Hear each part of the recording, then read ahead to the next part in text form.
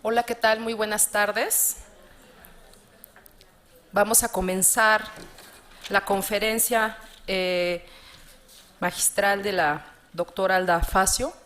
Es un verdadero gusto, un honor para este instituto contar con su presencia y sobre todo que participe, nos haya dado este honor de participar en el Congreso. Sin duda lo conforma, le da un visto muy importante, una seriedad y una profundidad a todo el trabajo que se estará desarrollando en la semana. Voy a leer una breve síntesis de su reseña curricular. Yo creo que muchos y muchas la conocemos. La leyeron en el anterior. Bueno, entonces me comenta la doctora que ya leyeron su reseña curricular, entonces que considera que es innecesario repetir su trabajo en este momento. Quiero decir que en lo personal, lo cual no es a lo mejor muy correcto que hable de algo aquí en lo personal, pero yo quiero decirles que el trabajo de la doctora Alda Facio en mi formación de licenciatura me cambió mucho mi perspectiva de estudiar Derecho.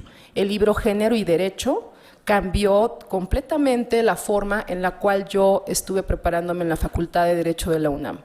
Entonces creo que este tipo de trabajo, como el de la doctora, es fundamental que también se imparta desde niveles de licenciatura, para que la formación de los nuevos abogados y abogadas tenga esta sensibilidad en temas tan dogmáticos como puede ser el derecho penal o algunos derechos, por supuesto el derecho familiar, civil, pues yo creo que lo podríamos aprender con mucha mayor integridad y mucho mejor si tuviéramos materiales de lectura obligatoria como el trabajo de la doctora Alda Facio. Y bueno, pues le cedo la palabra para que escuchemos su interesante ponencia. Bueno, buenos días de nuevo, perdonen que tienen que tenerme a mí otra vez. Fue como muy seguido, tanto yo, pero no voy a hablar de teoría del derecho, sino que se me pidió que hablara sobre en realidad, instrumentos de derechos humanos para las mujeres, pero instrumentos de derechos humanos para las mujeres, instrumentos jurídicos, hay uno, que ya lo hablábamos en la mañana, la CEDAW, no hay más. Mecanismos hay un poquito más y de eso voy a hablar, aunque voy a incluir el instrumento CEDAW como eso, como un mecanismo también, porque el comité sí es un mecanismo del instrumento jurídico que es la CEDAW. Lo hice así como en PowerPoint y va a ser básico, pedagógico, tratando de que vayamos entendiendo, y pido disculpas para las personas que han estado en la CEDAW, que ya conocen todo esto, pero para que todas y todos estemos en el mismo nivel de comprensión de estos diferentes mecanismos, y que en realidad muchas veces, aunque una persona haya estado en la CEDAW o en el EPU, no se da cuenta de dónde está, del sistema. Entonces quería hablar del sistema y ver dónde está en el sistema ese mecanismo, para que lo que hablábamos en la mesa anterior, hacer las estrategias más eficaces si sabemos dónde estamos y qué podemos esperar de los diferentes mecanismos.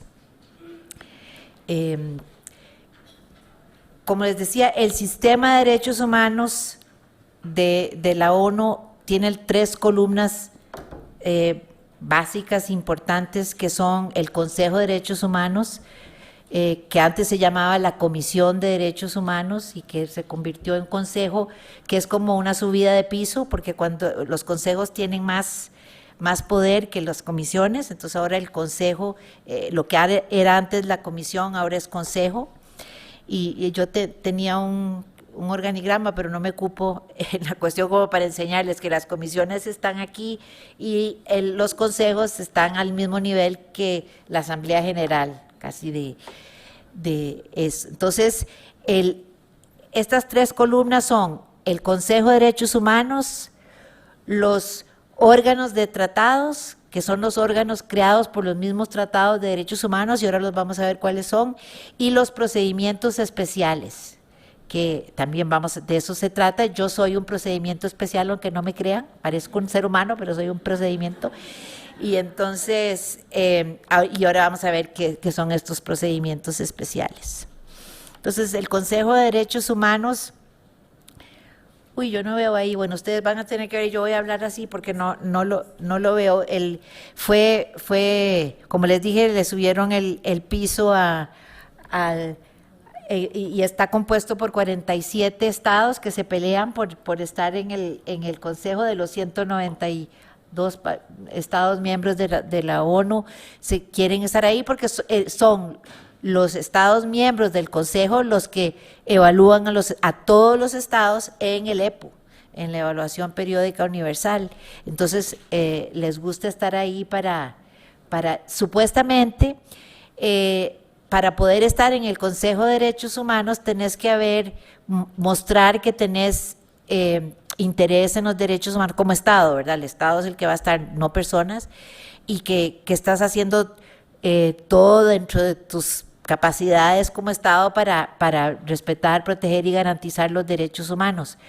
Pero como es un órgano político, no resulta así tampoco, porque están estados que ni creen en derechos humanos, como Irán, y que lo dicen abiertamente. Hay otros estados que no creen tampoco en los derechos humanos, pero no lo dicen. Pero hay estados que abiertamente dicen que no están de acuerdo con ningún tratado, ni con los procedimientos especiales, nada, y sin embargo están ahí en el Consejo de Derechos Humanos. Esas son las dificultades de Naciones Unidas, por ejemplo, de lidiar con estados soberanos, porque como a veces la gente me dice, ¿por qué no el secretario general aceptó que estuviera Irán en el Consejo? Es que él no tiene el poder para decirle que no, son los estados los que se eligen mutuamente, y entonces hacen sus intercambios. Bueno, yo te elijo en esto, pero vos votas por mí en lo otro, y así pasa. Pero con todo y eso, hacen bastantes recomendaciones buenas a los estados y le dan seguimiento a los estados, pero más importante que las recomendaciones que le da el Consejo de Derechos Humanos a cada estado a través del EPU, es la organización que puede hacer la sociedad civil. Para mí más importante es cómo se organiza, y de lo que hablaba Gloria hace un rato, de la organización que se hizo, la coordinación entre academia, sociedad civil, gobierno, etcétera, o aprovechar ese procedimiento, ese proceso para saber mejor qué está pasando en relación a los derechos humanos de las mujeres, y organizarse y crear instrumentos nacionales y hasta locales para lograr hacer un mejor informe. Pero en realidad ese no es el objetivo. El objetivo es fortalecer los derechos humanos en el Estado. El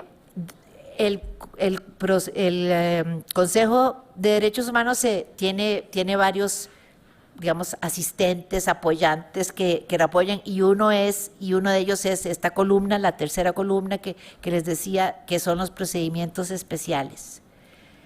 Y los procedimientos especiales son creados por el Consejo de Derechos Humanos y son vamos a ver qué tengo, le presentan informes al Consejo de Derechos Humanos sobre estados y también sobre temas, y con esos informes el Consejo de Derechos Humanos tiene mejores preguntas o preguntas más específicas para hacerle a los estados durante el EPU, y también para hacer sus propias recomendaciones sobre cómo mejorar la situación de los derechos humanos en el mundo, y también para crear nuevos procedimientos especiales. Es el Consejo de Derechos Humanos el que decide qué procedimientos especiales existen y qué no existen.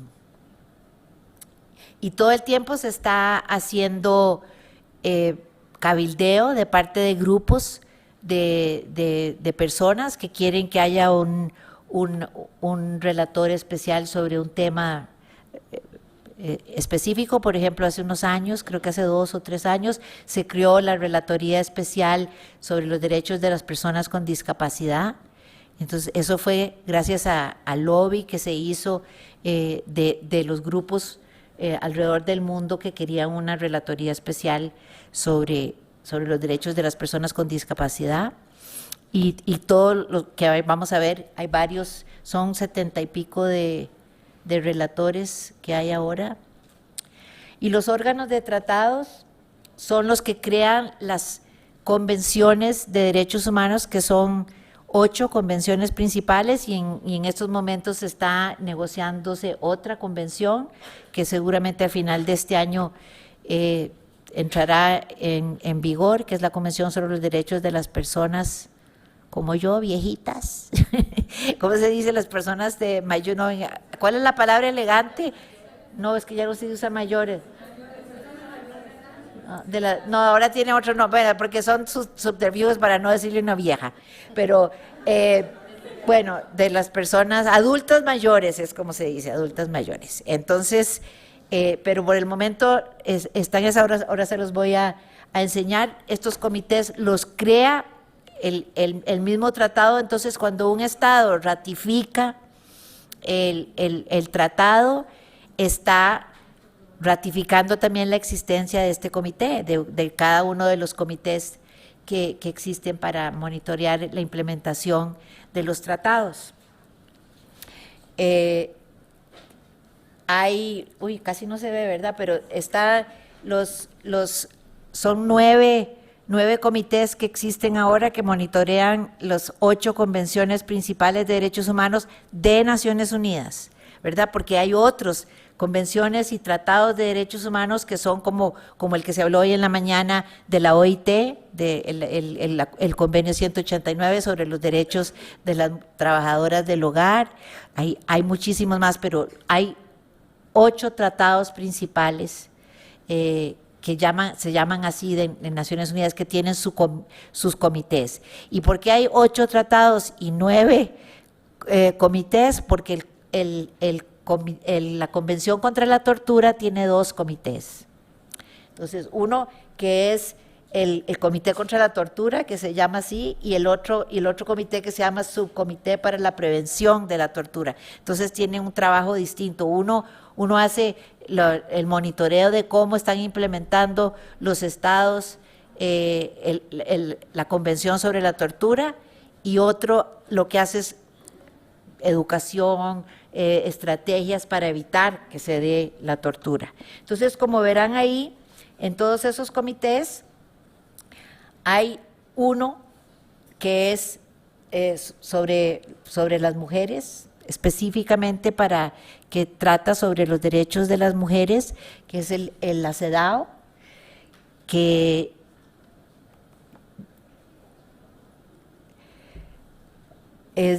la CEDAW ya tiene más de 30 años, entró en vigor en el 79, y es un tratado específico para erradicar la discriminación contra las mujeres, lo cual para que ese tratado existiera se tuvo que, primero,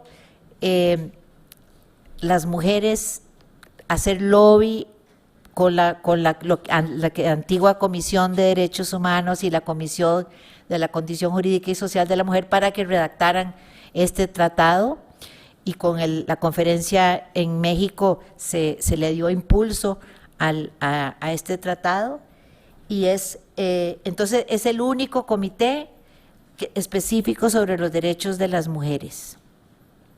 Todos los otros comités tienen ahora el mandato de transversalizar el género en sus recomendaciones y en sus evaluaciones, etcétera, pero no todos lo hacen, y no todos lo hacen bien. La CEDAW sí lo hace bastante bien, porque por suerte ha tenido ya 30 años de experiencia de estar recibiendo informes de todos los estados. 189 estados han ratificado la CEDAW. Entonces, tiene información de cómo se da la discriminación contra las mujeres de muy diversas regiones, de diferentes maneras, las sutilezas de la discriminación, etcétera.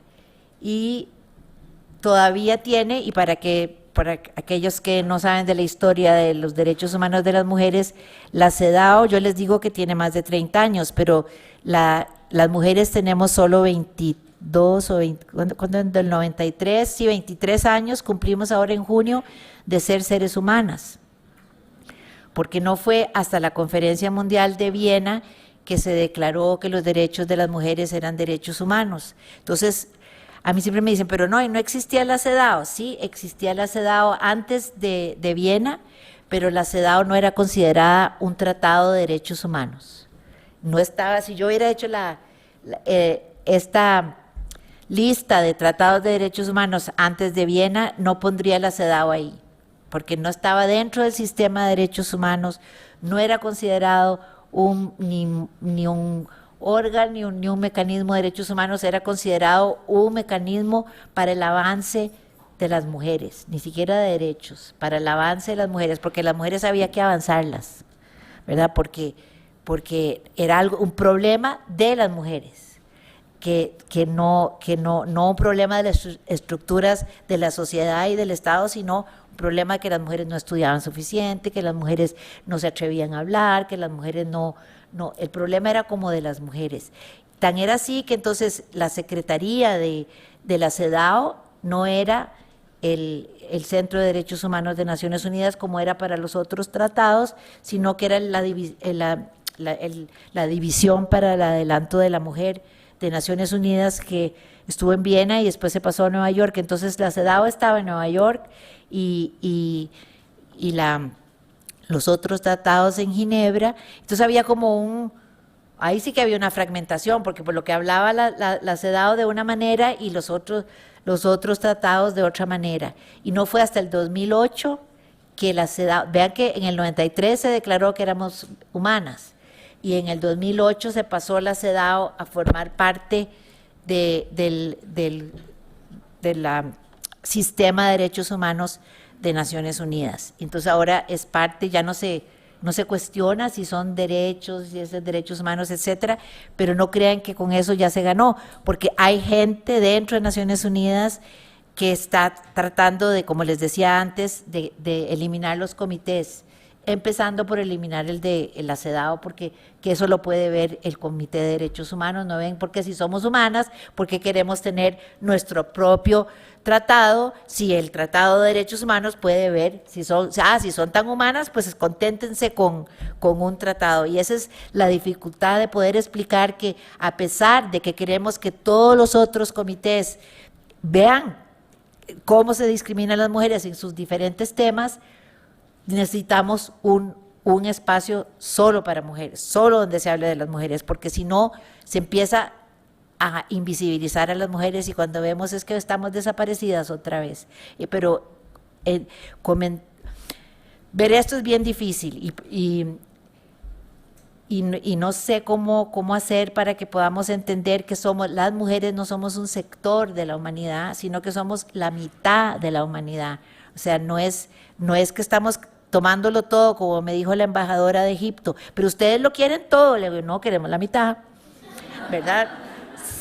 Sí, pero como que, y lo que hablábamos también antes, de sí, claro que hay mujeres que son antimujeres, y ser mujer no te hace ya feminista, no naces ya con el pensamiento. O sea, fue como le decía a una compañera, nacemos las mujeres en este planeta es un patriarcado, las mujeres somos patriarcales también, porque así nos han educado, así hemos crecido, cuesta mucho, hay que ir todos los días haciendo un trabajo de limpieza de patriarcado, así como uno se lava las manos y se baña, hay que bañarse del patriarcado, todos los días, y no es fácil, ¿verdad? Porque también es cansado, yo quisiera como un día no tener que estar como consciente de todo el machismo que hay en este mundo, ¿verdad? Pero es imposible. Entonces, es un comité de 9 que es para las mujeres, y de los 55 procedimientos especiales que hay, que han sido creados por el Consejo de Derechos Humanos sobre los muy diversos temas, hay 2 que son específicos para las mujeres. Uno que es que te imagino que la mayoría de las mujeres aquí ha oído hablar de la Relatora Especial sobre Violencia contra las Mujeres, que es un procedimiento especial. Ese fue una relatoría que ganamos también en Viena, donde hicimos un movimiento mundial sobre los derechos de las mujeres y logramos que esa conferencia que fue en Viena declarara que se tendría que crear un procedimiento especial. Nosotros estábamos haciendo lobby para que fuera un procedimiento especial sobre la discriminación contra las mujeres y no sobre solo violencia, porque la discriminación es mucho más amplio que la violencia, o sea, la discriminación incluye la violencia, pero la violencia es una forma de discriminación, pero no incluye todas las formas de discriminación. Entonces, no lo ganamos como queríamos, pero bueno, se creó la relatoría sobre violencia contra las mujeres y muchos años después se logró la relatoría sobre discriminación en la legislación y en la práctica contra las mujeres, que de esa voy a hablar porque esa yo fui electa el año pasado, hoy estamos en el 2016, en el 2014, fui electa para integrar ese grupo de trabajo que me hizo muy feliz y como tengo que contarles que el Estado que me propuso y que hizo lobby por mí fue México. O sea que yo vivo muy agradecida con México, por es un trabajo que siempre he querido poder estar y no entiendo por qué, pero fui electa y sí fue, Costa Rica no me apoyó y entonces eso es una buena práctica de México. Yo creo poner a feministas reconocidas, que yo soy como anatema, cuando entro a un cuarto en Naciones Unidas dicen, uy, ahí viene lo fácil. Entonces que me propusieran, no entiendo cuáles son los por qué, pero bueno, yo estoy feliz de estar ahí y ahora les voy a hablar más de lo que es lo que hace ese grupo de trabajo y lo que hacen los procedimientos especiales. El Comité de la CEDAW, vamos a hablar entonces ahora de los 3 mecanismos que hay, porque como les digo, el instrumento es la convención, el mecanismo es el comité está compuesto por 22 expertas y un experto en estos momentos. Si queda el de Noruega van a haber 21 expertas y 2 expertos. Y algo que siempre se dice equivocadamente es que me dicen así, ay, no tenemos a ninguna mexicana en el comité. No, el comité no está gente representando su país, son expertas reconocidas en el mundo supuestamente como expertas en derechos de las mujeres y no están representando a su estado cuando están sentadas en el comité. Es más, cuando un estado que tiene de una experta nacional del estado que está presentando, el experta no puede participar, porque supuestamente tiene que ser totalmente independiente, neutrales, objetivas, etcétera. Entonces, no puede supuestamente ni siquiera participar en darle a las otras miembros del comité ideas de qué preguntas hacer, etcétera. Entonces, por ejemplo, ahora hay una miembro que es de Perú. Ella no representa a Perú ni está ahí por ser peruana, sino que está ahí como experta independiente de la CEDAW.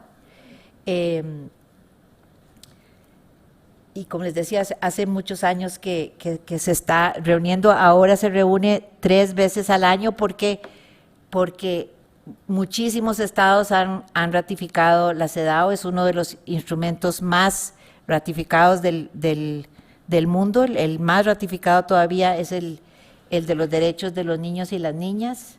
Entonces, la única explicación que me doy de eso es que nunca pensaban cumplirlos, ¿verdad? Y pensaban, bueno, no van a, de todas maneras nunca se van a enterar de lo que está pasando, y los niños y las niñas menos, que ni pueden ir a Ginebra solitos. Entonces, sí los han ratificado mucho.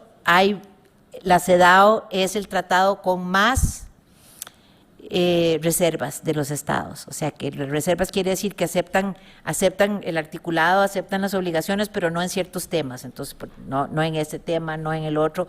O hacen a veces una como, hoy estoy contra Arabia Saudí, pero el Arabia Saudí dijo que ratificaba la CEDAW, no hizo ninguna reserva, pero que se interpretaba solo bajo el Corán.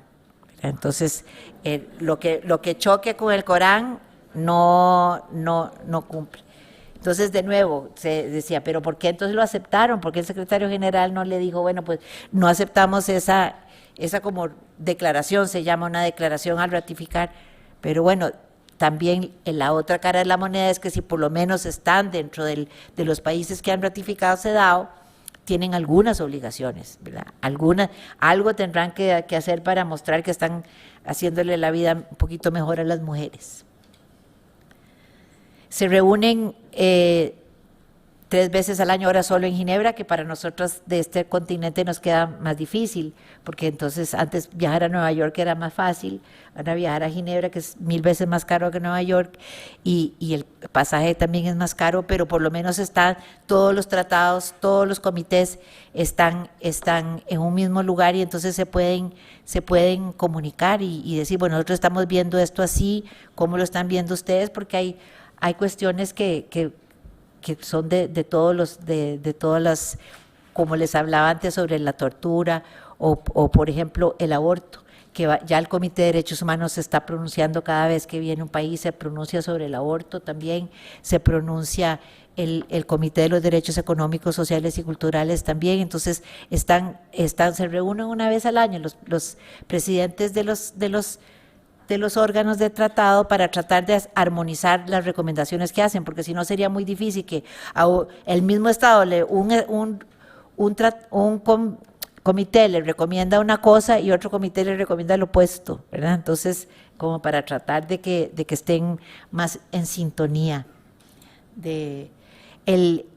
Como les digo, hay toda una propuesta de eliminar los comités, pero sí lo que se ha hecho ya se está haciendo porque hay problemas financieros en Naciones Unidas, es que ya no se traduce a casi nada de lo que sale ahí, entonces es bien difícil. Por ejemplo, ahora hay una recomendación nueva de la CEDAW, que es la Recomendación General 34 sobre mujeres rurales, pero solo está en inglés, y quién sabe cuándo va a salir al español, porque ahora están tardando como 1 año para traducir las recomendaciones a los idiomas y cada vez a menos idiomas, pero digamos al español o castellano, que es tan necesario para nuestros países, que salga. Ahora que veo a Salete, pues en portugués nunca salen, de todas maneras en todos los países que están acostumbrados a que de todas maneras no sale en su lengua, podríamos aprender de ellos, porque ¿qué hacen? En muchos estados lo que hacen es que la academia, las mismas activistas traducen para que lo puedan leer las mujeres de su país, porque son muy importantes. Y por ejemplo, la Recomendación General 33, que salió en inglés, estuvo como 8 meses en inglés y ya ahora sí está en castellano, es un castellano que no sé, yo creo que lo tradujeron en Google porque casi no se entiende. Entonces yo estoy diciendo, estoy tratando de hacer de traducirla como en un lenguaje que se entienda, porque hay párrafos que no se entienden. Es complicado, pero sí creo que algo que podrían hacer estudiantes, por ejemplo, que hablen inglés, que traduzcan para la población, y así no solo se enteran de lo que está en la recomendación, que es derecho, que es doctrina jurídica, sino que con el mismo, pues mientras aprenden, también están ayudando a sus compatriotas a saber qué es lo que está pasando ahí, a enterarse. Así es que les recomiendo eso, que hagan. Entonces, y yo fui ahora, cuando estaba haciendo este PowerPoint, estaba viendo que tienen todavía en la página web del Alto Comisionado, tienen todos los idiomas, y uno le dice, entonces se pone en español, pero te devuelve a la primera página, o sea, no está en español, no está nada en español. Entonces esa es una dificultad, pero sí se consigue si se van a los documentos y pueden buscar los documentos en español, los que están traducidos.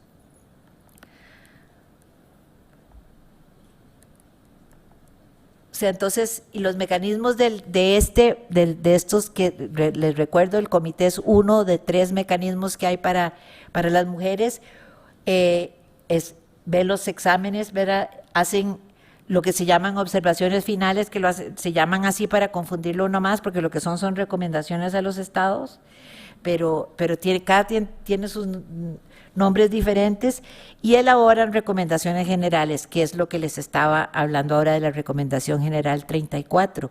Las recomendaciones generales son interpretación del ¿por qué se me hizo en esta cosa? Okay.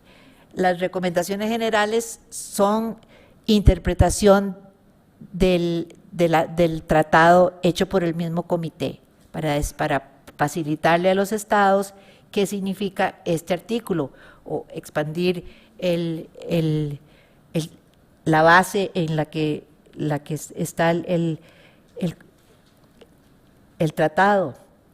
Y esto que ya Gloria lo mencionó en la mañana, solo se pueden hacer recomendaciones generales sobre temas que han sido tratados en los diálogos que hacen el Estado con el comité. Por eso es tan importante que la sociedad civil mande información al comité para que el comité le pueda preguntar sobre temas que el Estado no quiere tocar, y entonces con solo que hagan la pregunta, aunque el Estado no responda, ya pueden hacer una recomendación general porque el tema ya apareció en los diálogos. Entonces, esa es la fuerza que tiene la sociedad civil en estos momentos de poder hasta ir contribuyendo con qué recomendaciones generales se hacen y cómo se hacen también, porque las recomendaciones generales las hace el comité, pero con mucha participación de la sociedad civil y de los estados. O sea, y por ejemplo, algo que quería decirles hoy en la mañana y se me olvidó, hay una propuesta de un grupo de mujeres indígenas de Guatemala que ya se hizo por mundial, ¿no?, de pedirle al Comité CEDAW que haga una recomendación general sobre los derechos de las mujeres indígenas. Y esto va a ser muy bonito porque ya el comité, ellas fueron el año pasado en octubre, un grupo, una delegación de mujeres de Guatemala, de mujeres indígenas, y el comité les dijo que sí iban a hacer una recomendación sobre mujeres indígenas, pero dentro de unos 3 o 4 años, porque no pueden hacerla ya porque tienen muchas recomendaciones en fila. Y una cosa que hay que saber es que las miembros del comité solo se ven en esas 3 veces que se reúnen al año, donde tienen que revisar 16 estados, a veces más. Entonces, mucho tiempo para hacer recomendaciones generales no tienen, no reciben pago, es todo trabajo voluntario, y tienen que estar las 23 personas que están en el comité de acuerdo.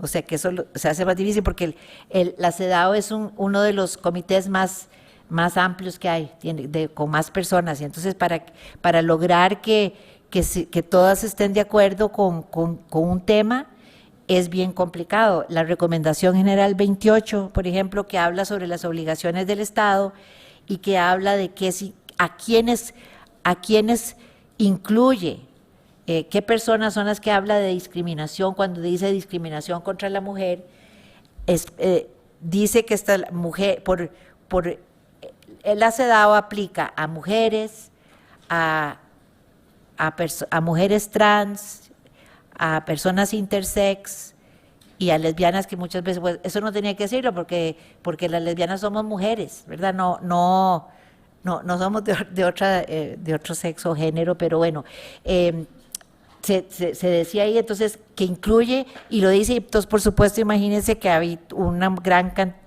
cantidad de las miembros de la CEDAW no querían que esa recomendación saliera porque hay mucha resistencia a los derechos de las personas LGBTI en Naciones Unidas. Entonces, se logró después de muchos años de hacer lobby, y se logró haciendo estrategias que que les puedo contar que lo que hicieron fue que es la primera vez que una recomendación del comité fue aprobada por votación y no por consenso. Y las dos que estaban más en contra de que saliera ninguna mención de lesbianas, ni trans, ni intersexuales, no estaban ese día. Entonces, la presidenta lo puso a votación y así se logró, y esas son a veces las cosas que se logran dentro de Naciones Unidas. Pero las recomendaciones generales, entonces por eso es tan importante la participación, como les decía Gloria, son temas que tienen que haber salido en los informes sombra, que hayan salido en el diálogo constructivo, que es lo que así se llama diálogo constructivo del Estado con el comité. La recomendación general 25 es una de mis preferidas porque aclara lo que significa el derecho humano a la igualdad, de qué se está hablando cuando se está hablando de igualdad, porque por este problema que muchos estados empezaron, que ya Gloria les contó, que muchos estados empezaron a hablar de la equidad, que no es lo mismo que la igualdad, y que la equidad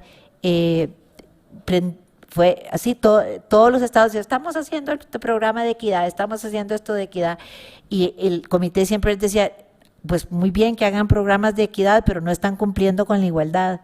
Y entonces hicieron esta recomendación para tratar de que los estados entiendan qué es la igualdad, qué son las medidas especiales de carácter temporal, que son medidas que en muchos países son llamadas acciones afirmativas o acciones correctivas, o sea, son medidas legislativas o políticas que parecen dar privilegios a las mujeres, ¿verdad? Si uno no entiende qué es la igualdad, entonces parece que le está dando privilegios a las mujeres cuando lo que está haciendo es tratando de eliminar barreras que tienen las mujeres para acceder al goce de ciertos derechos humanos o de todos los derechos humanos. Entonces esa recomendación se las recomiendo mucho que la lean para que entiendan mejor qué es la igualdad y qué son las medidas especiales de carácter temporal y cómo es obligación del Estado, ¿verdad?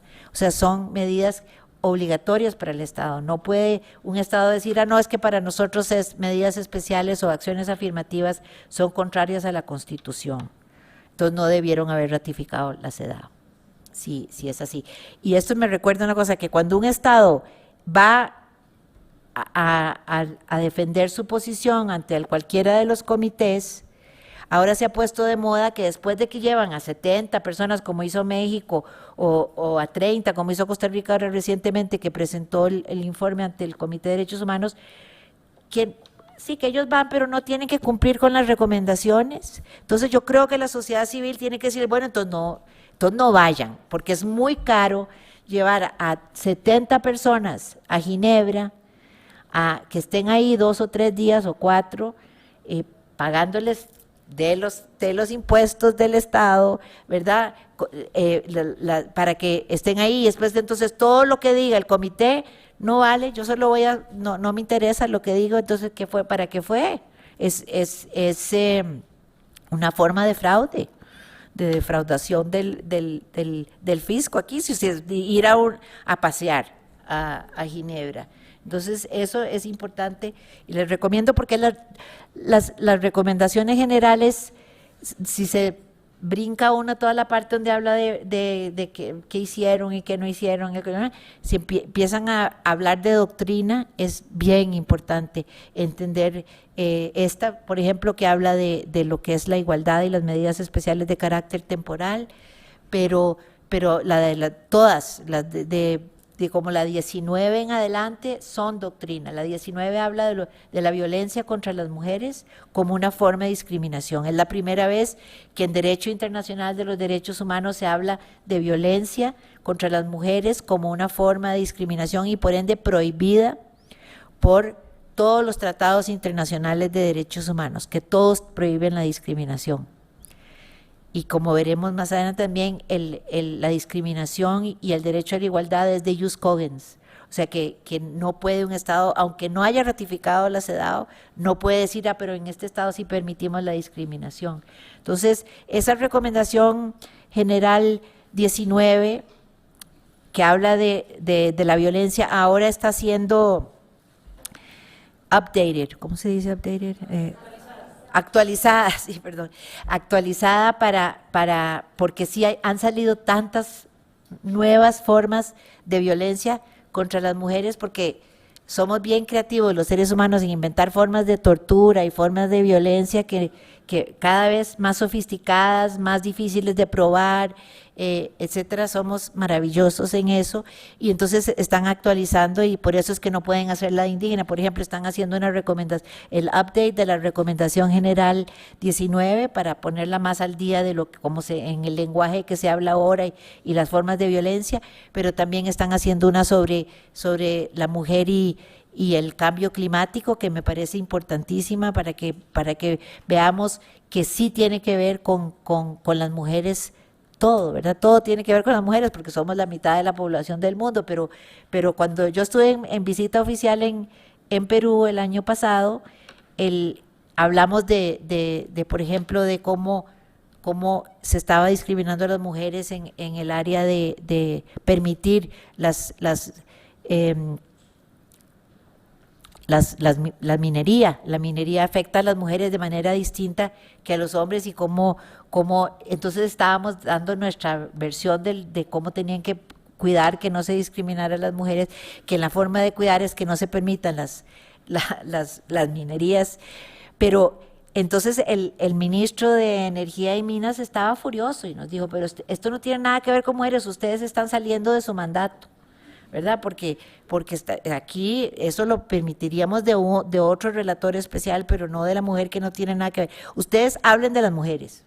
Y le dijimos: eso estamos haciendo, estamos hablando de las mujeres. Pues bueno, si hay esta recomendación sobre cambio climático y sobre otras, por ejemplo, sobre los tratados de libre comercio, que también es otro tema que afecta a las mujeres de manera distinta, y se requiere doctrina sobre eso, y en esas están. Entonces, cada vez es como más, se ha ido complejizando esto. Antes hablar de las mujeres era como fácil, ¿verdad? Se hablaba de cuatro cositas y ya, habíamos cumplido con las mujeres. Ahora como que se ha entendido que sí tiene que ver con todo, ¿verdad? Con todo lo que están haciendo los estados, y es entonces más difícil de complacer a todas las mujeres, porque no pueden en el tiempo limitado, que es un día nada más para hablar con el Estado, más en las páginas que dan para que puedas hacer las recomendaciones, cumplir con todo. Entonces es un trabajo de equilibrio, de ver qué temas se tocan, qué temas ya se tocaron para no tocarlo otra vez,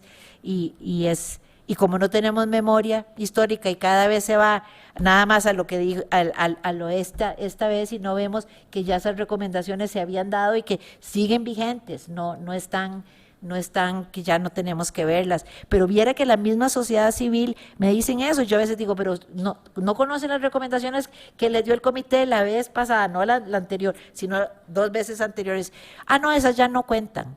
Entonces, es como difícil si no se lleva una cuestión, si no se sabe cómo se logró los diferentes logros que tenemos también, para ver por qué hay unos que están más atrás que otros, por qué todavía cuesta tanto que se entiendan los derechos humanos desde una perspectiva de género, porque en realidad 23 años es poco, ¿verdad?, para todo lo que hay que hacer. Y la Recomendación General 33, que es muy importante para la reunión de cómo se juzga con perspectiva de género, cómo habla ahí exactamente de qué es el acceso a la justicia para las mujeres desde una perspectiva de género, para cumplir con la CEDAW. Y entonces, o sea, ya sabemos que el acceso a la justicia es importante para concretar los derechos que tenemos en el papel, ¿verdad? Si se nos han violado los derechos humanos, pero no tenemos acceso a la justicia, no podemos denunciar las violaciones si no hay acceso. Pero más importante que denunciar aún es recibir una reparación para que se nos reconozca y se nos vuelva a poder poner en un estado donde no estemos sufriendo las consecuencias de esa violación. Y eso, entonces, esa recomendación general yo se las recomiendo. ¿Cuánto tiempo llevo ya? ¿Vamos bien? Ok. Y esto es importante porque para poder hacer esta recomendación general sobre el acceso de las mujeres a la justicia, se hizo una investigación sobre los obstáculos de las mujeres, porque para que la recomendación pudiera tomar en cuenta todos los obstáculos, y salieron cosas bien interesantes, ¿verdad? Que generalmente no se tomaban como obstáculos del acceso a la justicia, como el hecho de que no hayan centros de cuidado infantil en los cortes o en los tribunales. Entonces, ¿qué hacen las mujeres cuando están tratando de presentar una denuncia de violencia intrafamiliar, por ejemplo, y están con tres niños que no las deja como pensar bien y pensar cómo quiere hacer la denuncia, ¿verdad? Es como difícil. Entonces, o por ejemplo que los tribunales están tan lejos del lugar donde vive la mujer, que bueno, están también lejos para los hombres, pero los hombres tienen más acceso a poder pagar el camión o el bus para ir a los tribunales, tienen más tiempo libre para poder ir y no tienen que pedirle permiso a la esposa para ir al tribunal. En cambio una mujer, si tiene que pasar 6 horas en un bus para ir a poner una denuncia, pues tiene que avisarle al marido que va a estar ausente por más de 12 horas, ¿verdad? Entonces, esas son cosas que no se habían visto, que también, por ejemplo, la mayoría de los tribunales en los países eufemísticamente llamados en desarrollo, pero que están subdesarrollándose más, están no hay, si no se habla la lengua principal de ese país, no tienen cómo poner, no hay nadie que les entienda, ¿verdad? Y las mujeres son las que menos hablan los idiomas oficiales de cualquier país que tenga ahí, porque hablan su idioma local y no el oficial. Y eso son cuestiones que no se habían como visto como barreras al acceso a la justicia, y el miedo que le da a las mujeres hablar en público, hablar ante desconocidos y hablar de temas íntimos, y también la falta de credibilidad que tienen. Los hombres también tienen poca credibilidad en los poderes judiciales, pero las mujeres más. Se hizo una investigación y las mujeres sí que no creen que va a haber, que de nada les va a servir tanto desgaste emocional y económico para que no cambie nada. Entonces, ¿cómo cambiar ese sentimiento que tienen las mujeres, aún en lugares donde los juzgados sí funcionan un poquito mejor?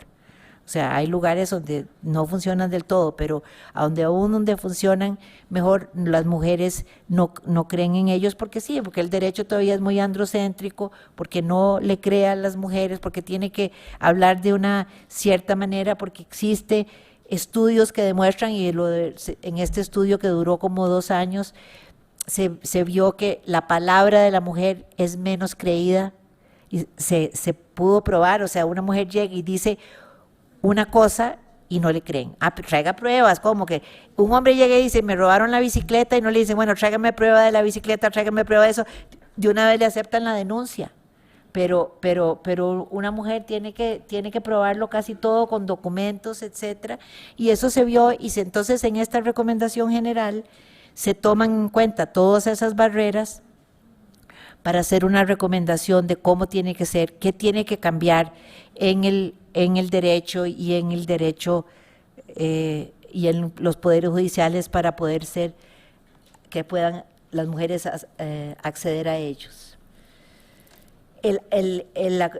La recomendación general habla de 6 elementos que tienen que tomarse en cuenta para que el sistema de justicia sea accesible a las mujeres, y habla de la justiciabilidad, o sea que lo que van a denunciar sea justiciable, ¿verdad? Que sea algo que es una violación a los derechos humanos, un delito, algo que está prohibido, que esté ahí. La disponibilidad exige el establecimiento de tribunales y otros órganos cuasi judiciales, estos cuasi judiciales como las comisiones de derechos humanos que reciben denuncias, ¿verdad? tanto en zonas urbanas como rurales, etcétera, y el mantenimiento de la accesibilidad requiere que los sistemas de justicia, tanto oficiales como cuasijudiciales, sean seguros, se puedan costear, movete un poquito para ver, resultan físicamente accesibles a las mujeres y sean adaptados y apropiados a las necesidades de las mujeres, incluidas las que hacen frente a formas interseccionales, un lenguaje extraño en español, formas interseccionales o compuestas de discriminación. Aquí está hablando de que tiene que tomarse en cuenta la especial discriminación que sufren las mujeres indígenas, las mujeres pobres, las mujeres afrodescendientes, las mujeres con alguna discapacidad, etcétera, que eso lo toca también en lo otro, que tienen que ser físicamente accesibles, ¿verdad? La buena calidad de los sistemas de justicia requiere que todos los componentes del sistema se ajusten a las normas internacionales de competencia, eficiencia, independencia, imparcialidad, etcétera. Ustedes léanse mejor esa recomendación general que, como les decía, ya está en español y la pueden sacar de la página web. La aplicación de recursos es el quinto elemento, que requiere que los sistemas de justicia ofrezcan a las mujeres una protección viable y una reparación significativa de cualquier daño que puedan haber sufrido. Y eso es lo que les hablaba antes. Esto es muy nuevo, ¿verdad? De una reparación con perspectiva de género, que no requiere que a la mujer se la ponga en la misma situación en que estaba antes, que es lo que, como se definía antes, la reparación, uno de los elementos de la reparación, que es la restitución, que es restituir a la persona cuyos derechos humanos han sido violados al momento anterior a la violación de los derechos humanos. Hay algunas violaciones que no se puede restituir al momento anterior, como es si lo asesinaron, pues ya no puede restituirse, pero sí por lo menos entonces reparar a la familia. Pero en esta recomendación se habla de que la reparación tiene que hacerse con perspectiva de género, o sea que tiene que tomarse, no poner a la mujer como estaba antes, sino ir eliminando todas las discriminaciones en las que ella vivía que produjeron esa discriminación y esa violación a los derechos humanos. Y la rendición de cuentas, que es algo, vieran qué resistencia que hay en el mundo entero a que los poderes judiciales rindan cuentas. Se cree mucho que los poderes judiciales, al ser independientes, no tienen que rendirle cuentas. Se ha mal entendido lo que es la independencia judicial y se cree que entonces significa que no tienen que rendirle cuentas ni a los otros órganos del Estado, ni a la sociedad civil, ni nada. Pues esta recomendación habla de eso, pero también ahora, como verán después, hay una doctrina creada por la relatora especial sobre la independencia de los jueces y abogados, etcétera, que también habla de que tienen que empezar a rendir cuentas y eso yo creo que en una facultad de Derecho, un instituto de estudios jurídicos deben de enseñar esto, porque mucha de la gente que estudia aquí después se hace juez o jueza y no saben que sí tienen que rendir cuentas, o creen que independencia de la judicatura y de los jueces significa independencia de los otros poderes, pero la independencia también significa la independencia de estereotipos, de presiones de las transnacionales y de otras empresas nacionales, y significa que no se deje llevar por prejuicios, por ideas, etcétera. Eso es independencia también. Y los procedimientos especiales, que es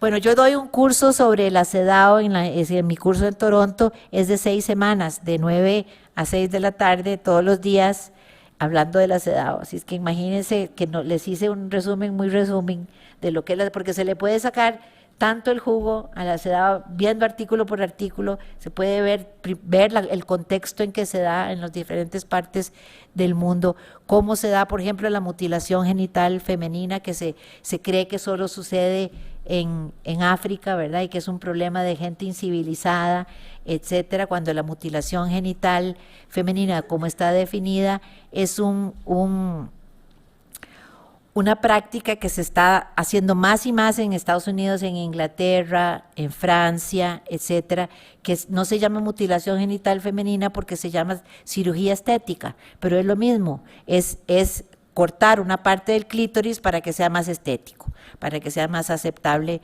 para lo que se considera debe ser un órgano genital femenino.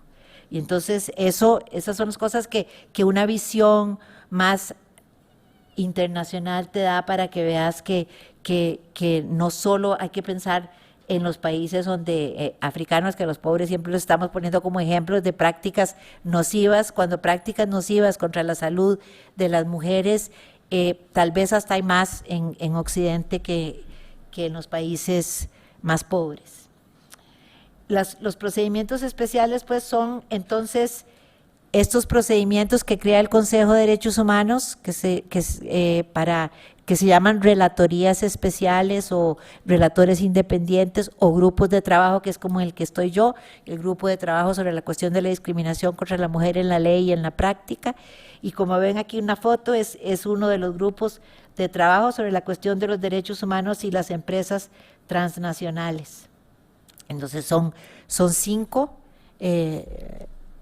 miembros y miembros de ese grupo de trabajo, y todos los grupos de trabajo son integrados por 5 personas, una de cada región en que las Naciones Unidas divide el mundo, que es una división un poco arbitraria y extraña porque Asia, que es la región que más gente tiene, es una región, y Europa, que es la que menos gente tiene, son 2, porque tienen Europa Occidental y Europa Oriental. Entonces así logran estar los europeos en 2 siempre están a pesar de que en realidad representan a una región del mundo. Y la región asiática, que es gigantesca, que ocupa la mitad del mundo, tiene la mitad de la población mundial y la menos homogénea, ¿verdad? Porque no hay un solo idioma que sea el que se habla en Asia, o en mayoría, no hay. Hay todas las razas incluidas ahí, todo está ahí, y es difícil. Estas son las cosas que tratamos de ir cambiando en Naciones Unidas, pero que yo les digo las dificultades para que vean que tampoco ahí es que creemos que todo está bien, ¿verdad? En estos momentos hay 79 personas titulares de algún mandato y 55 procedimientos especiales, de los cuales 41 son temáticos y 14 son por país. Hay también procedimientos especiales sobre un país donde se considera que se está violando muchísimo los derechos humanos, entonces el Consejo de Derechos Humanos crea un procedimiento sobre eso. De esos 55 procedimientos especiales, solo 2 son para las mujeres, que como les hablaba antes, uno es de la Relatoría de Violencia contra las Mujeres, que se creó desde el 94, y el otro es el grupo de trabajo, que ahora les voy a explicar más. Eso vieran cómo cuesta. Primero que el grupo de trabajo sobre la cuestión de la discriminación contra las mujeres fue como 20 años de lobby para que se aceptara crearlo.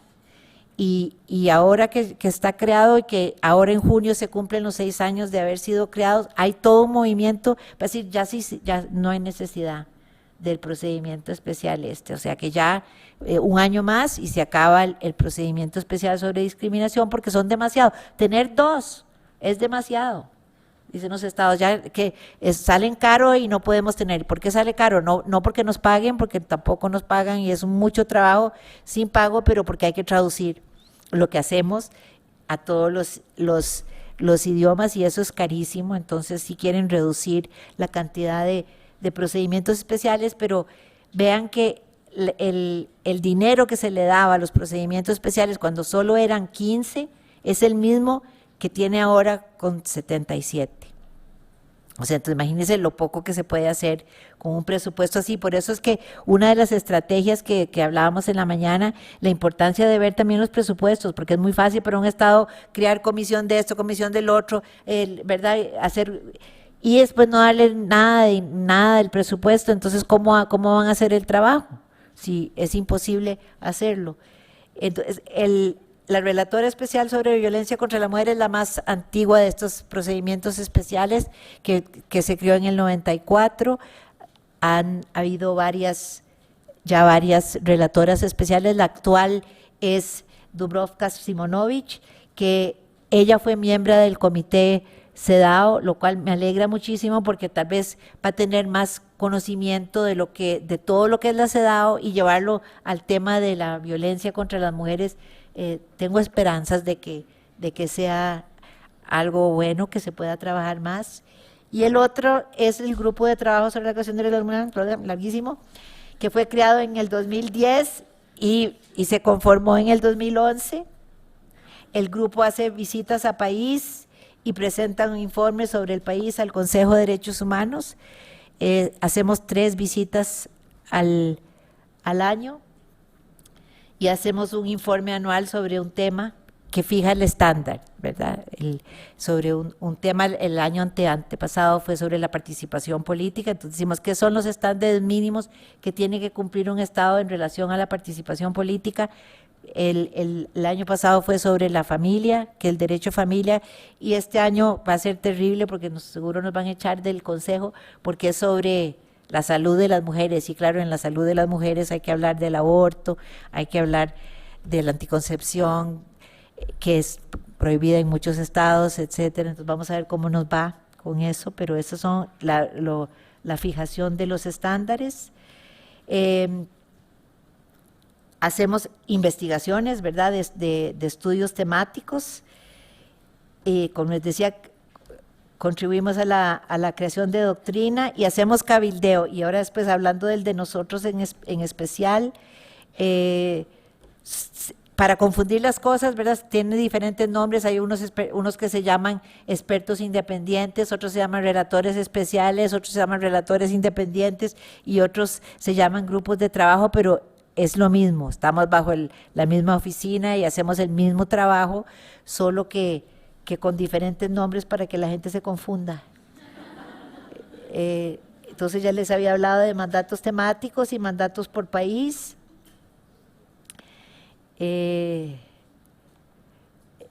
Lo que hacemos todos los procedimientos especiales, hacemos informes a los órganos políticos de Naciones Unidas, que es al Consejo de Derechos Humanos, a la Asamblea General y, dependiendo del tema, a la comisión. Por ejemplo, nosotros a la Comisión de la Condición Jurídica y Social de la Mujer, que es un órgano político que no nos reconoce.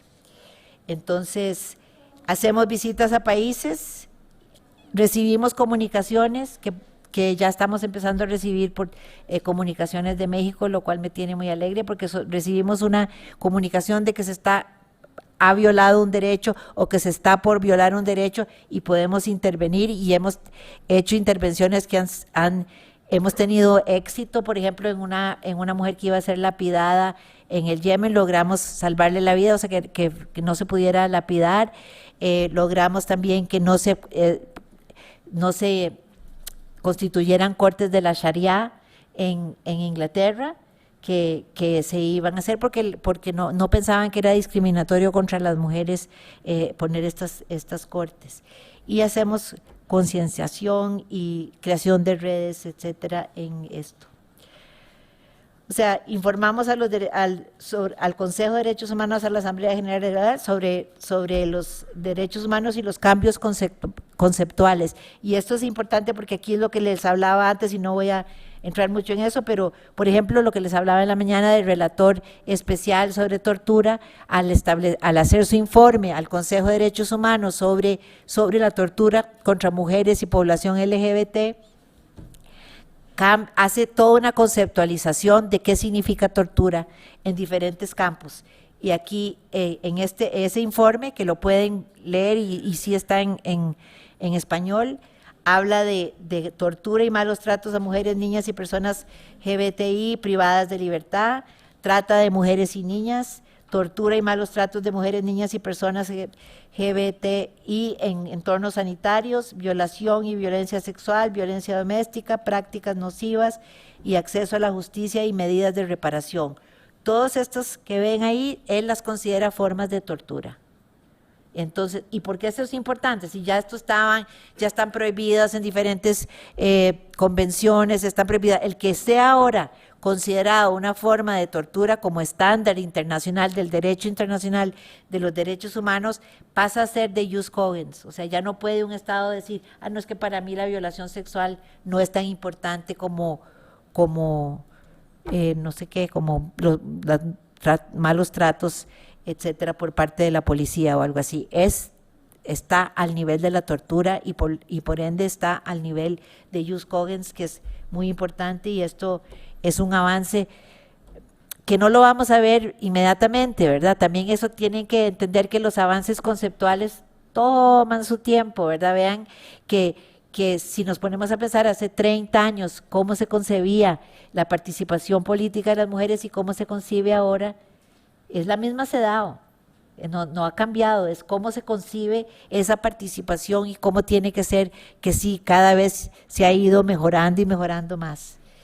Y lo mismo con todo esto, sí, lo que decía en este informe del relator especial sobre tortura que estuvo hace poco en México, Juan Méndez, habla de que la reparación, las medidas de reparación de cuando una mujer ha sido torturada de esta manera, de las maneras anteriores, tiene que ser tomada en cuenta por ser mujer, ¿verdad? No se le puede hacer la misma reparación que se le hace a un hombre que fue torturado. Y establece que tiene que ser la reparación con perspectiva de género, que ya lo han dicho otras sentencias, etcétera, y no es primero. Las visitas a países, ¿cuánto llevo? Yo me voy parando. Visitas a países, estuvimos en Chile y en Perú el año pasado. Fue bien interesante poder ver y poder entonces hacer un informe al Consejo de Derechos Humanos sobre lo que vimos, y siempre se enojan los estados porque quieren que solo hablemos de las cosas bonitas, ¿verdad? De las buenas prácticas, pero nosotros tenemos que hablar también de lo que está mal para que se use en el. Sí, ya voy a los 10 minutos. Esta es la relatora especial sobre derechos de los pueblos indígenas. Aquí les quería mostrar, estos son los países en azul que tienen una invitación abierta para los procedimientos especiales, o sea que no hay que pedir que nos inviten, sino que podemos ir cuando sea, y ahí pueden ver ustedes que México tiene invitación abierta a todos los procedimientos especiales. Otra cosa es que cuando uno dice que quiere venir le digan que sí, pero la invitación está abierta, ¿verdad? Las comunicaciones son, como les hablaba, cuando va a haber una lapidación, está condenada una persona, en el caso nuestro, una mujer a la muerte, podemos intervenir para que por lo menos se frene eso, mientras recibe una defensa buena. Y las comunicaciones puede ser de personas. Las puede mandar cualquier persona, no tiene que ser la víctima, y se puede hacer contra el Estado o contra una transnacional, que también tenemos jurisdicción sobre transnacionales, podemos hacerle eso. Las ventajas del mecanismo es que se pueden, no tiene el Estado que haber ratificado el tema del tratado, que no importa. Nosotros tenemos jurisdicción en todos los temas, etcétera. No hay que agotar la vía interna, etcétera, etcétera. Los inconvenientes es que no son jurídicamente vinculantes, lo que decimos, pero yo, no sé, a veces pone esto como un inconveniente, pero la verdad que no se cumplen tampoco los que son jurídicamente vinculantes, así es que no le veo que sea como la gran desventaja, porque aun cuando es una sentencia de la Corte Interamericana, no se cumple y es jurídicamente vinculante, ¿verdad? Entonces, esto ya les había hablado de la doctrina que se hace, la sensibilización se hace tratando de ver que se sepa que existen estos relatores, y es importante que se vea que esto todos los estados lo hacen, que es poner a la cultura de su país como obstáculo para cumplir con eso. No, es que nosotros somos un país católico y no podemos despenalizar el aborto, es que somos esto, no podemos hacer eso. Nos sirve como justificante, y lo han dicho varios relatores especiales, y bueno, y nosotros lo decimos todo el tiempo, pero voy a brincarme esto porque tengo que apurarme, pero ustedes, todo esto está en, en los informes que están en la página web. Ok, estos son los informes que hemos hecho hasta el momento porque somos un mandato muy joven, ¿verdad? En el 2013 sobre participación política, en el 2014 vida económica, en el 15 familia y cultura, en el 16 ahora en junio lo vamos a presentar, que es cuando yo digo que nos van a parar y nos van a quitar el mandato, y en el 2017 buenas prácticas, así es que estén atentas a ver si todavía existimos después de junio del 2016. Somos estas las miembros del grupo, somos 5 de todos los grupos. A partir de junio, si seguimos existiendo, yo voy a ser la presidenta del grupo, y estas somos las del grupo. Y esta es la oficina del Alto Comisionado de Derechos Humanos, que es el que nos brinda el apoyo para poder hacer el trabajo. La gente que está ahí es personal de Naciones Unidas. Nosotros no somos personal de Naciones Unidas, no recibimos salario ni pago por nada, y por el mucho trabajo. Yo cuando acepté este nombramiento me dijeron, no, es como 3 meses de trabajo, y no, es como todo el año, y siempre es urgente, ¿verdad? Ya van a matar a una mujer, ya la van a meter a la cárcel, ya va a pasar esto, ya va a pasar esta ley, ya van a reformar. Yo a las 5 de la mañana tengo que estar viendo a ver si, y como en Ginebra está 8 horas adelante, ya cuando me llega a mí la comunicación es que tengo que contestarla inmediatamente. Entonces, pero sí es muy bonito, y es bonito poder incidir tan directamente en la creación de doctrina internacional, ¿verdad? Gracias. Voy a parar aquí.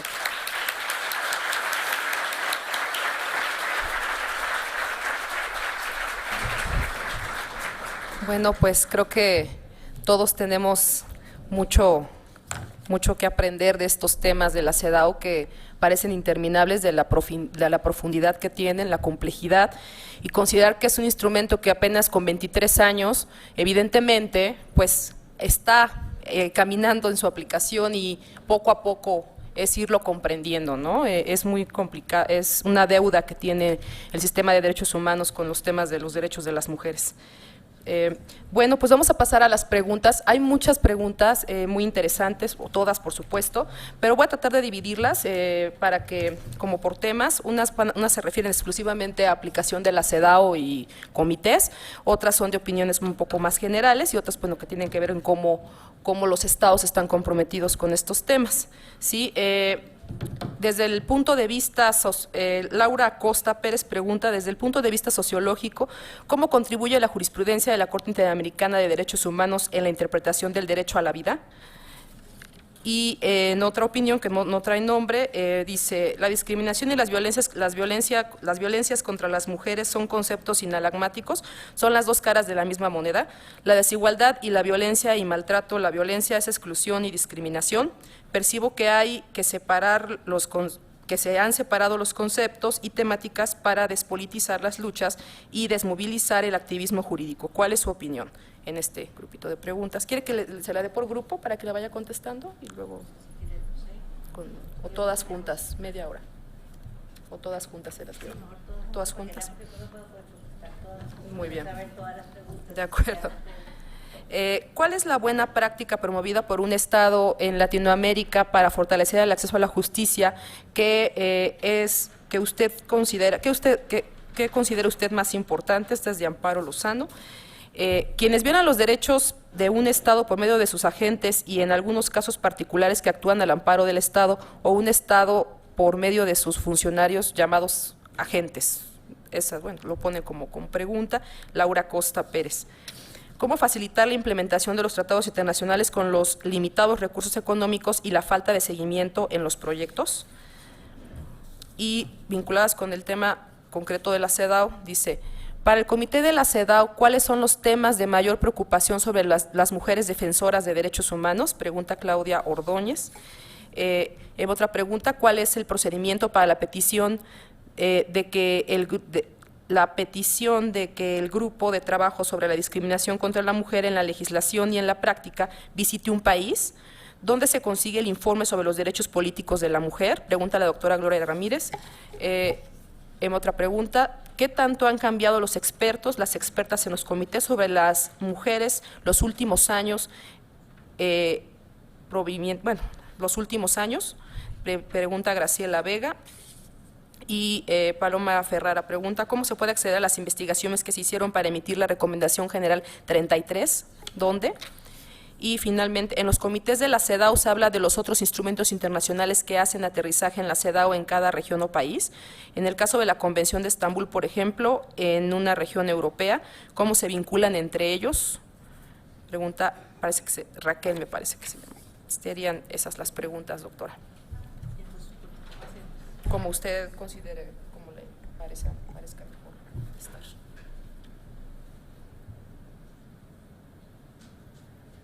Estas son más vinculadas con la CEDAW.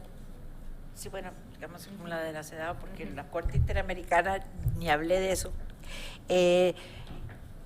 ¿Cuáles son los temas de mayor preocupación sobre las mujeres defensoras de derechos humanos? Hay un relator especial sobre el tema de los derechos de las personas defensoras de derechos humanos que está haciendo un muy buen trabajo desarrollando cuáles son las obligaciones del Estado con respecto a no criminalizar, para empezar, a las defensoras de derechos humanos. La CEDAW siempre hace una pregunta, a partir de hace unos 4 o 5 años, siempre hace una pregunta sobre las defensoras, ¿verdad? Los informes sombra no hablan de ello, porque no todos los países hablan de defensoras, todavía es un tema que no se ha apropiado en la sociedad civil sobre el tema de defensoras. El comité sí pregunta y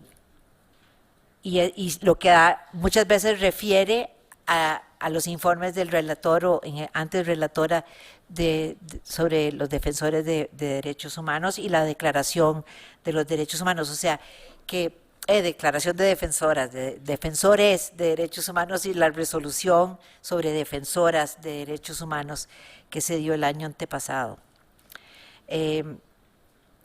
Yo no sabría, dependiendo, la CEDAW funciona mucho dependiendo del Estado, entonces, ¿qué es prioritario para la CEDAW? No es nada prioritario, depende de qué es lo que está pasando en el Estado. Si en ese Estado se están matando a las defensoras, esa es la primera recomendación que van a hacer, porque ahí están matando. En un Estado donde no se está criminalizando a las defensoras, ni se están matando a defensoras, casi no van a hablar de eso, porque ese no es el problema de ese Estado, entonces depende del Estado.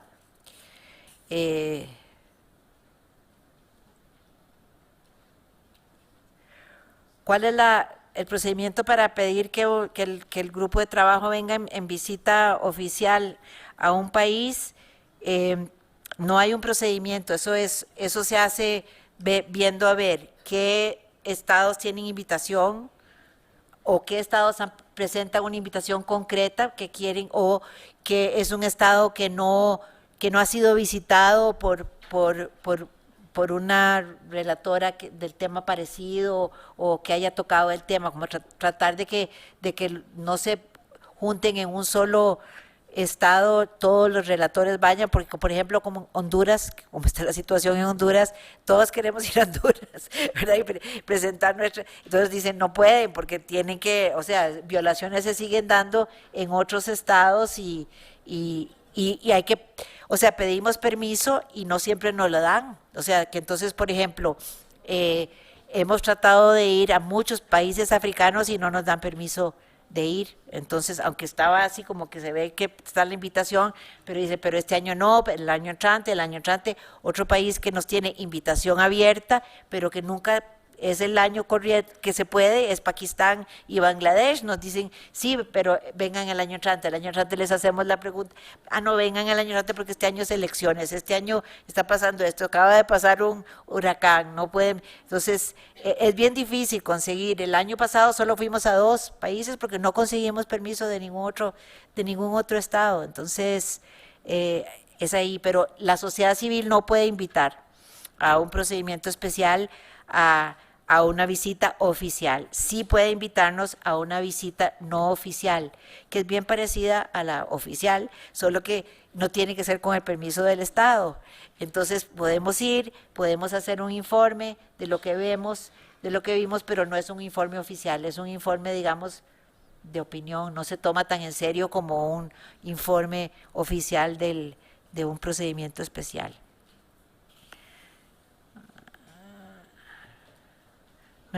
¿Qué tanto han cambiado los expertos y las expertas de los comités sobre mujeres en los últimos 20 años? Comités sobre mujeres solo hay uno, no son comités sobre la mujer, hay un comité, como les decía, el comité CEDAW. Ha cambiado muchísimo, fue mejorando las expertas que integraban el comité, cada vez están más expertas, conocen mucho más el tema de los derechos humanos de las mujeres, se leen todos la doctrina que está siendo creada por los procedimientos especiales y por otros comités, y en eso sí se ha avanzado mucho.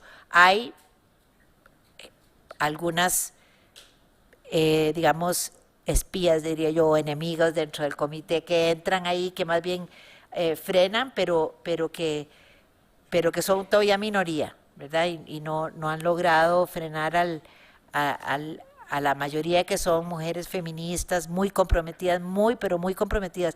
Si vieran la cantidad de trabajo que tienen esas mujeres ahí, y ahora se reúnen 3, 4 semanas, 3 veces al año, o sea que casi que tenés que tener un empleo que te permita estar ausente tanto tiempo, o ser viejita y ya no trabajar remuneradamente, para que pueda no tiene que pedirle permiso al jefe o a la jefa de ausentarse. Eso es una cosa que también se ha discutido mucho, de que no permite entonces que gente, o sea, tiene que ser gente que tenga alguna forma de vivir económicamente, que no requiera un salario para estar en esto, porque si requerís un salario no puedes estar ahí, y no permiten que algún estado le pague. Por ejemplo, yo estaba haciendo lobby para que una mujer indígena de Colombia pueda ser candidata a la CEDAW, pero ella no puede ser, ella necesita que alguien le pague para estar ahí, y Suecia estaba de acuerdo en pagarle, pero no aceptan, ¿verdad? Porque entonces dice que va a ser parcial a Suecia. Entonces, la independencia solo da la pobreza. Entonces,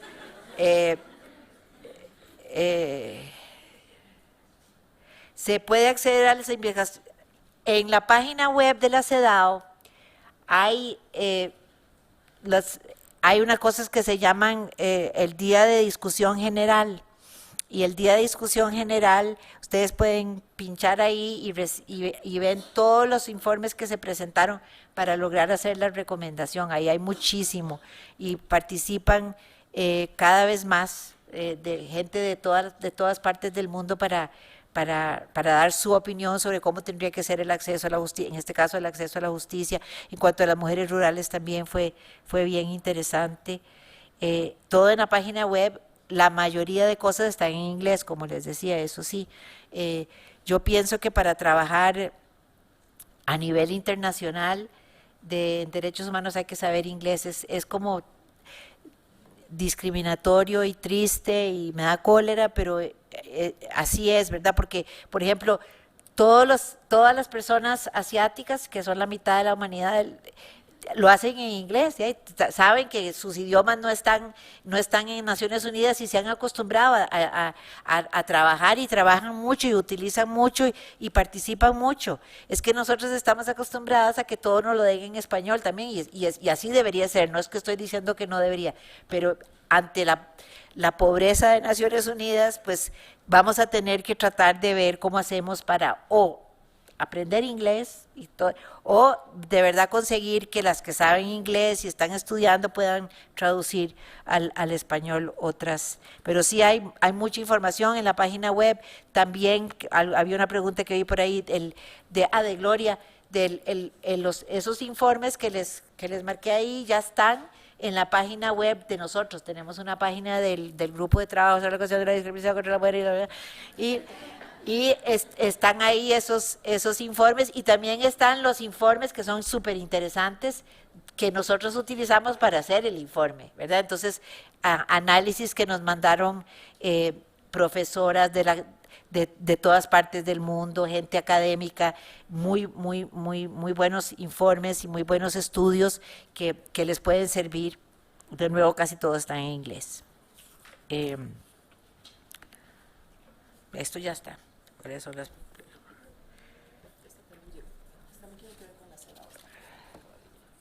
¿Cuál es la buena práctica promovida por el Estado de Latinoamérica para fortalecer el acceso a la justicia que usted considera más importante? Qué difícil, porque hay varios.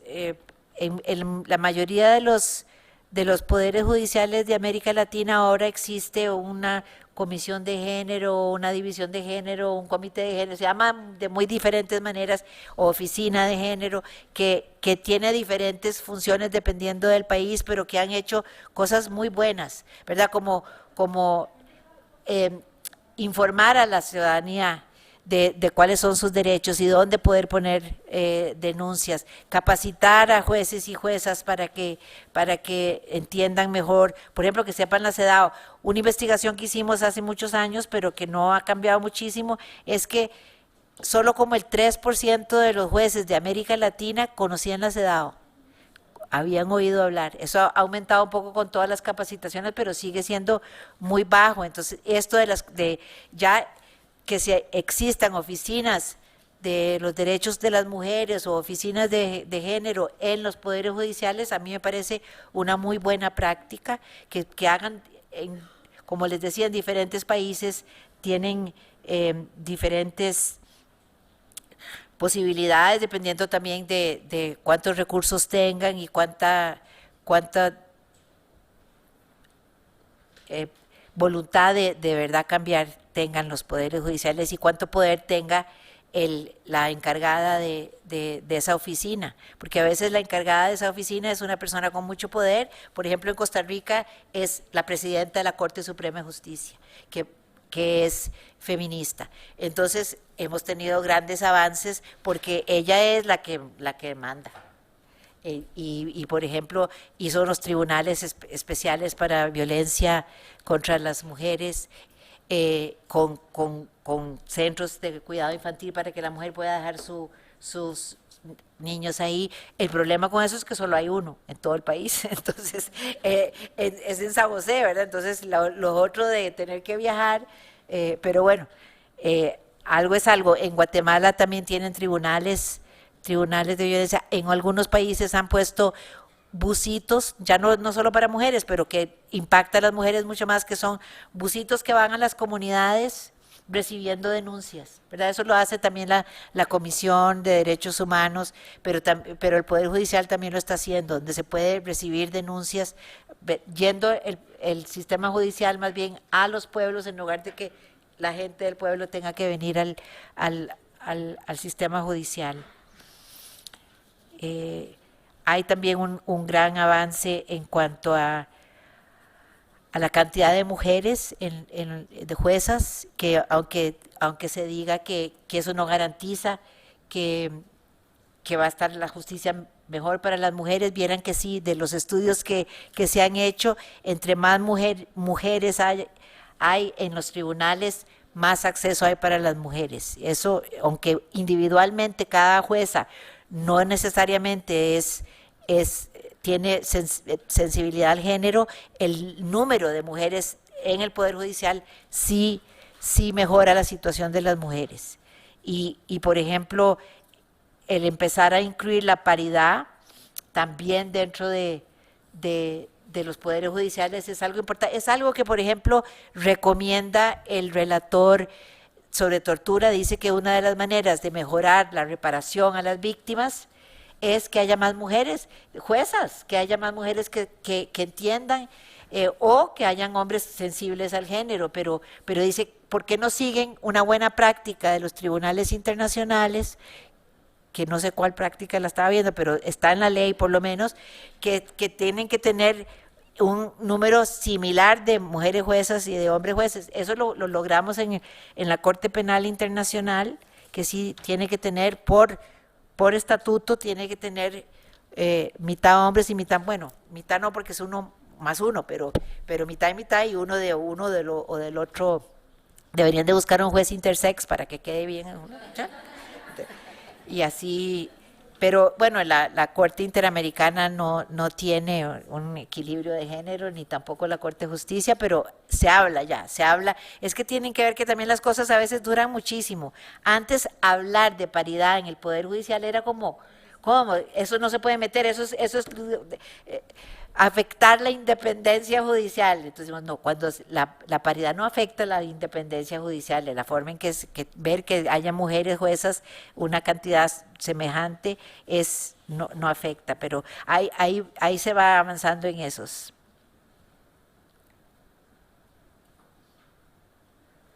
No le entiendo. ¿Quiénes violan? No le entendí la letra. Quienes violan los derechos de un Estado por medio de agentes. Llamados agentes. Quienes violan los derechos en un Estado por medio de sus agentes y en algunos casos particulares que actúan al amparo del Estado o un Estado por medio de sus funcionarios llamados agentes. ¿Quiénes violan? ¿Quiénes violan? Sí, los que más violan, o generalmente los que más violan derechos humanos, son los agentes del Estado. Y digamos, la doctrina de los derechos humanos, cuando un Estado no hace nada por evitar que un tercero, un particular, viole los derechos humanos, es tan responsable como si fuera el mismo agente del Estado. Así es que, y más cuando se considera como tortura, ¿verdad? El Estado es responsable de toda esa lista que hizo Juan Méndez, aunque lo haga un particular, aunque sea el esposo, el hijo, el hermano, es considerado que es el Estado quien está violando los derechos humanos por no hacer nada para frenarlo, para que no ocurra, o si no, para dar reparación en caso de que no pudo prevenir el hecho.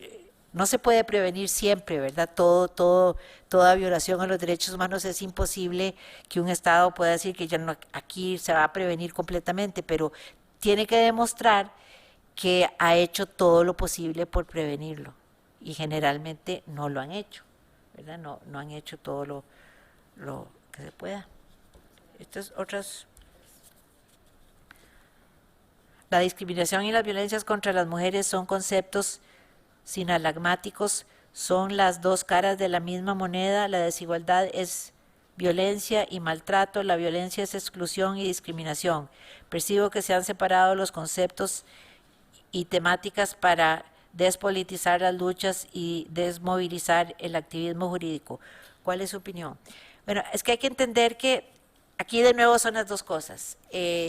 Se separa, ¿verdad? Hay una relatoría sobre violencia contra las mujeres para que pueda.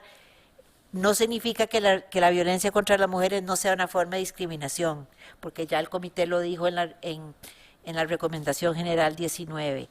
Es que porque es tal la magnitud de violencia contra las mujeres y tal los temas que se pueden tocar que está bien que exista una persona dentro de Naciones Unidas que se encarga solo de violencia contra las mujeres. No quiere decir que no sea una forma de discriminación, que la vemos nosotros también. Y es más, últimamente casi todos nuestros comunicados los hacemos en conjunto con la relatora de violencia contra las mujeres, para que se vea que y hacemos por ejemplo, con lo de Berta Cáceres, hicimos una comunicación junto con la relatora de pueblos indígenas, con la de violencia, nosotros, la de detenciones arbitrarias, el de defensores de derechos humanos, un montón, porque todos decíamos, es nuestro tema, el asesinato de Berta Cáceres es nuestro tema, y entonces podemos hablar. Ahora, no quiere decir que, digamos, que entonces solo una persona hable, porque a veces es muy específico y no hay tiempo. O sea, si nosotros que hacemos solo discriminación contra las mujeres, que es tan poquita, no damos abasto, imagínense si tuviéramos que hablar de todos los temas, cada vez que pase algo es imposible. Entonces, no es para despolitizar, me parece a mí, más bien es para darle visibilidad a un tema, para que el Consejo de Derechos Humanos se entienda que es un problema y lo tome en cuenta cuando haga las recomendaciones a los estados, o también cuando pida estudios, porque el Consejo de Derechos Humanos puede pedir estudios para entender más un tema específico, y entonces si nosotros no le damos un empujoncito para que haga un estudio sobre un tema, no lo va a hacer, ¿verdad? Entonces hay que tener esa especificidad, al mismo tiempo de que no se está negando que todo está interrelacionado, porque todos los derechos humanos son interdependientes. O sea, la violación de un derecho afecta siempre otro montón de derechos. Entonces, centrarse en uno es solo para cuestiones de poder visibilizarlo, pero no quiere decir que no tenga que ver con todos los demás derechos. ¿Verdad? Ya. Yo creo que ya. Bueno, pues muchísimas gracias por su asistencia, sobre todo también por sus preguntas, su interés en estos temas que por supuesto que nos importan a todos y a todas. Retomando una frase que no sé si me parece que es de Griselda Álvarez, la primera gobernadora en este país, que decía el 50% de la población y la mamá del otro 50%, ¿no? O sea, así de importantes son los temas de la exclusión de las mujeres en todos los ámbitos. Pues yo le entrego con mucho gusto y mucho agradecimiento su constancia de participación. Y bueno, pues muchísimas gracias, ¿eh?